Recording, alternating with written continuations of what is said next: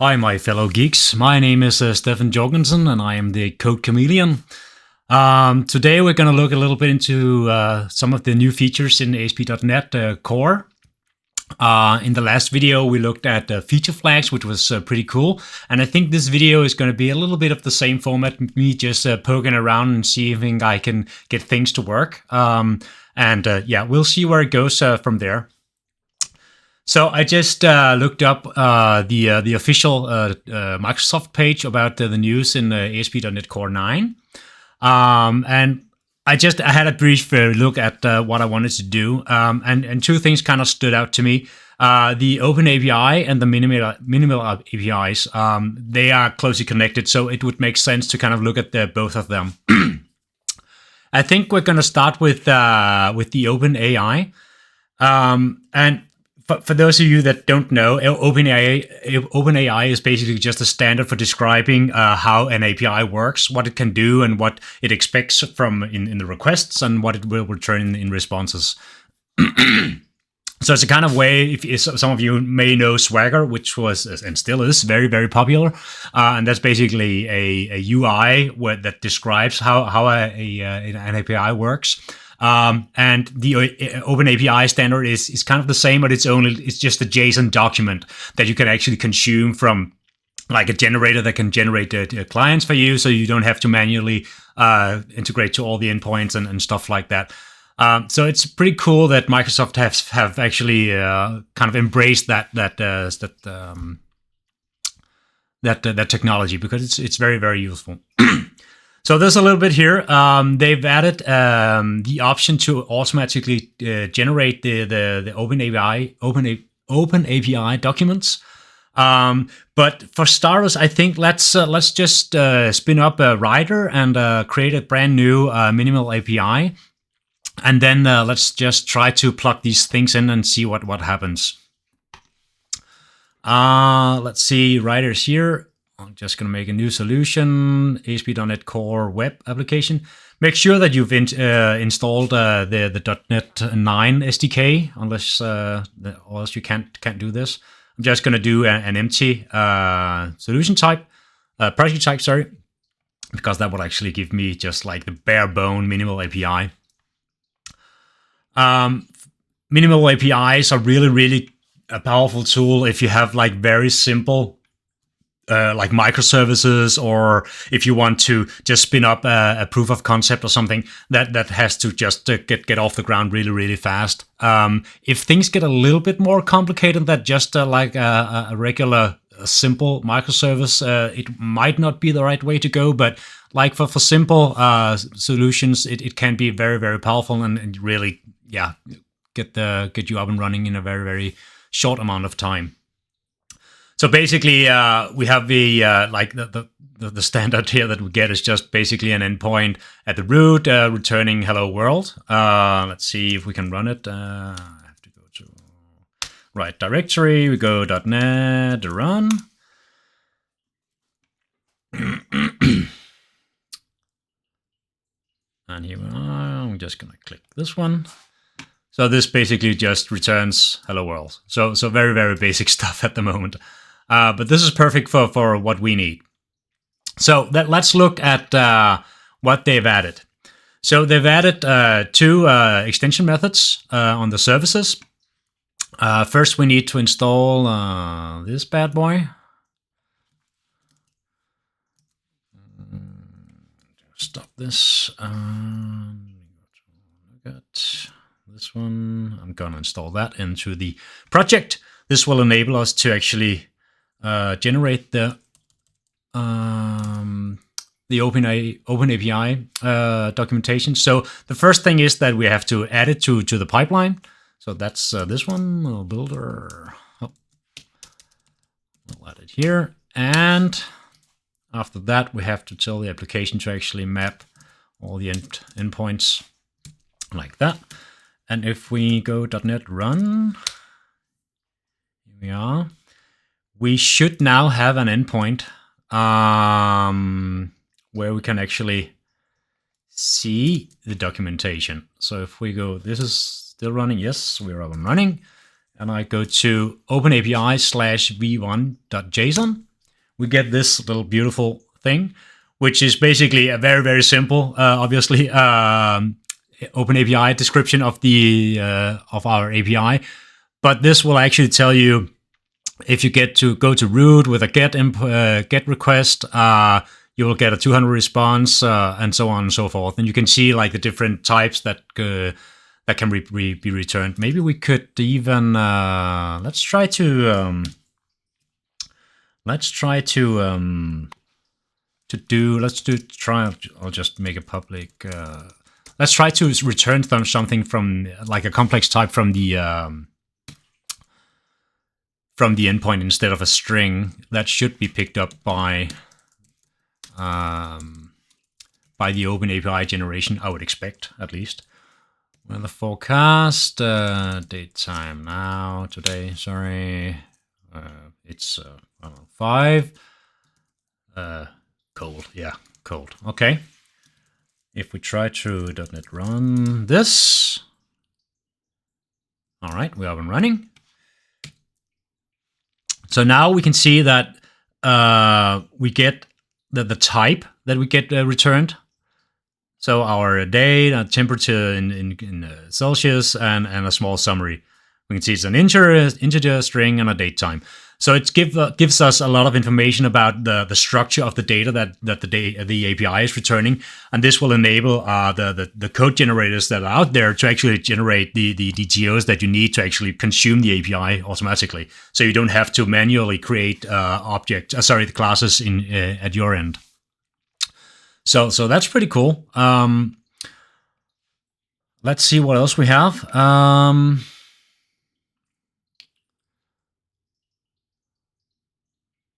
We already did that, yeah, okay. And we can also generate it.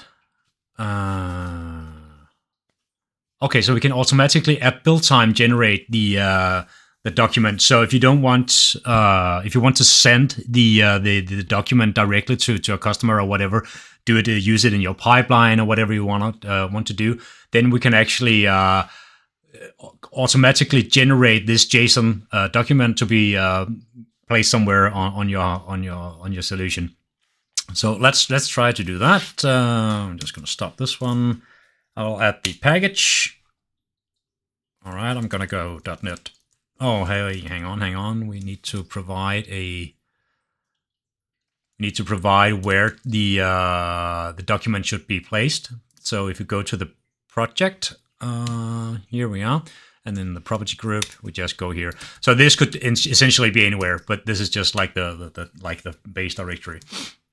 So if I go .NET build here, we should see a new document showing up. Yeah, there we are. So essentially it's the same. Oh, this is pretty cool. I don't know, this is probably a writer thing. So you can actually see what the structure is in a little bit more easy to read format. So this is essentially the same that we saw on the endpoint here, but this way we actually already have the file on hand to do whatever we want to do with it. So that's pretty neat. Cool stuff. Next up, I think, yeah, if we go to the top, here we are, the minimal APIs. So they've added a few methods for more clearly communicating what could go wrong. So that could be like an internal server, as this one is. I think this is a bad example because I don't really want to emit anything about what has gone wrong. Well, they don't do that here, but you never want to, if you have an internal server, you have a problem on your server. You don't want to expose any information to the outside about what has gone wrong. So never write, okay, the connection to the database broke or whatever. You don't want to kind of tell that to the public that you have that problem. It should always be very, very generic, like this actually, something went wrong, but never ever add anything relevant here, relevant information from that you only you should know. Right. Okay. So let's try to do this. Let's try to type result like this. Okay. We go here. We go. Let's just return here. Oh.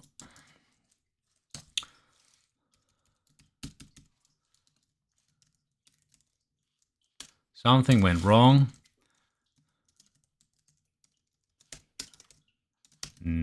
Never disclose any internal information.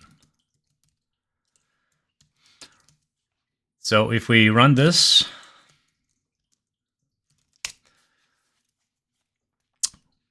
we should see, if we go here, this should be a 500. It is not. Why is it not?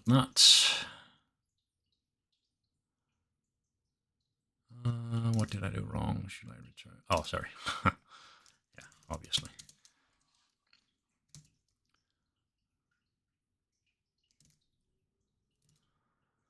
Okay, let's do this instead.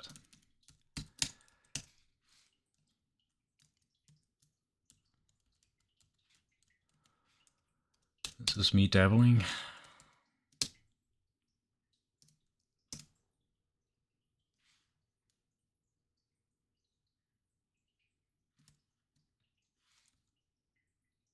Missing a parenthesis. Ah, of course, never have the return. Okay, let's try again.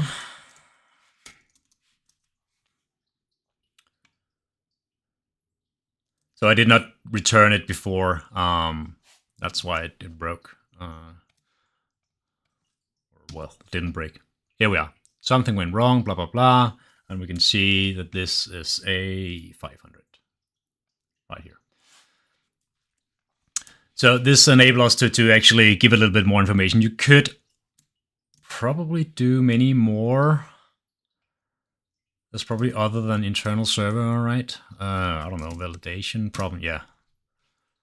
So here we could do a little bit more. That's not right. What's the values here? It needs a string dictionary of errors. Okay, we can do that. Error 1.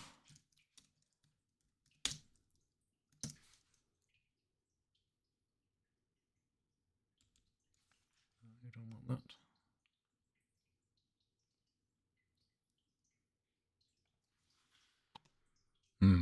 Okay, let's just, what options do we have here? What could we do here? New list maybe? Okay, and then we just create a list of errors, new, yeah, that's fine. So that could be like a validation error. Let's try that. Failed. Why did it fail? Is this a parenthesis missing? Where is that missing? Am I blind? No, it's up there. What? Doesn't that look?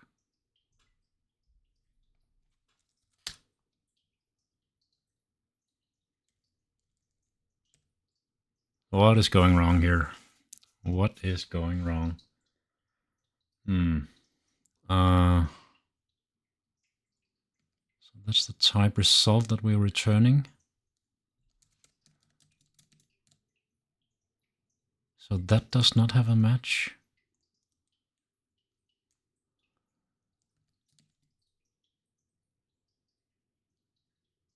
So open.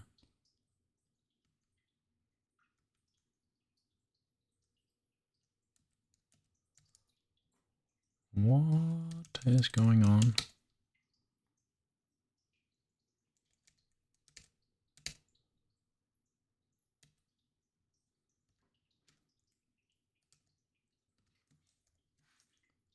It says that does not.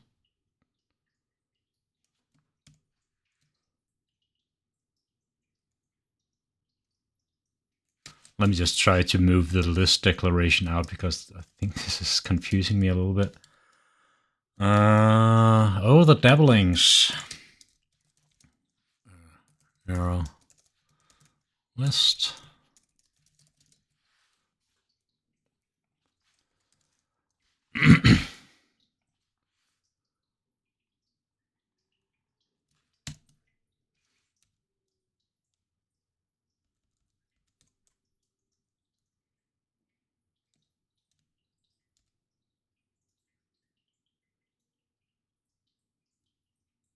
What is going on?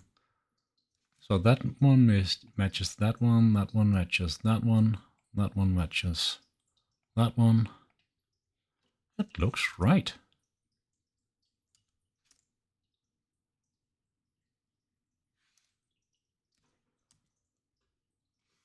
So, but then I don't have a match for that one.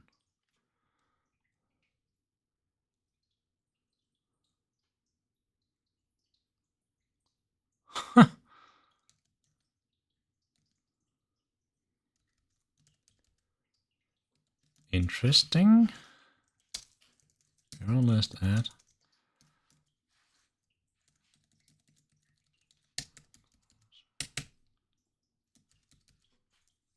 Okay, I could not see what was going wrong, but this seems to work, right? This does build, okay. I don't know. Okay, we're back in business. Let's see what happens. So now we get like the status 400 and we can give it a list of validation errors.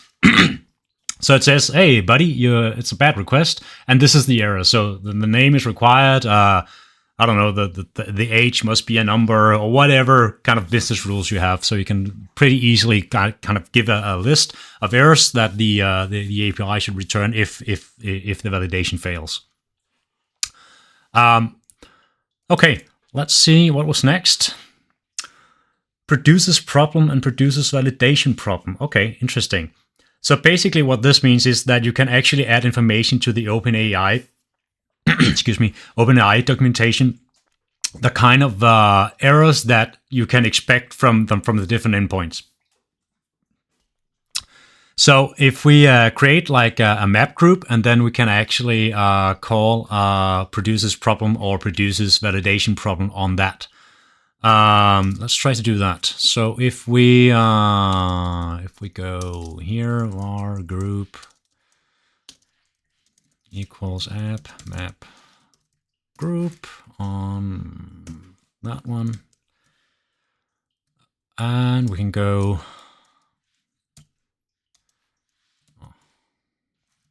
produces.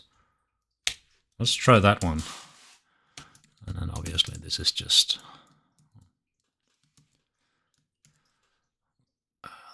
I don't know if that matters, but now if we let's just take a look at the OpenAI documentation before.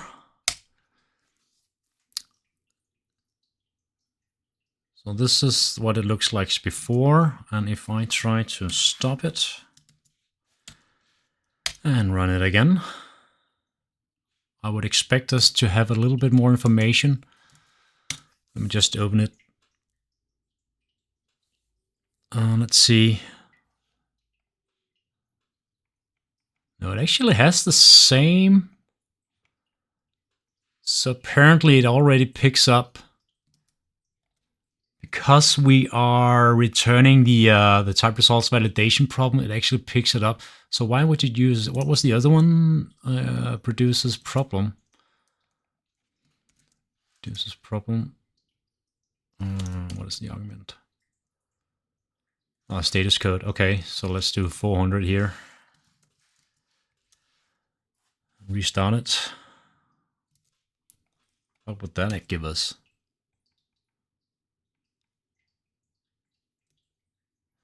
Not a lot, actually. Not a lot. And would that change if I just... let me just do this. I don't know what it picks up from like the context of the code. Obviously, this code will always fail, right? Because we just return an error. So I don't know. Let's just try to return a new weather forecast. Daytime. Day. It's 5 and it's freaking cold. Like that. Now, would that change the output? Okay, so it changes. Okay, so it actually picks up some of the different routes that could be in the endpoints. Okay, that's interesting. So, but obviously, you could have a little bit more complex situations here where it could not pick it up from the code directly.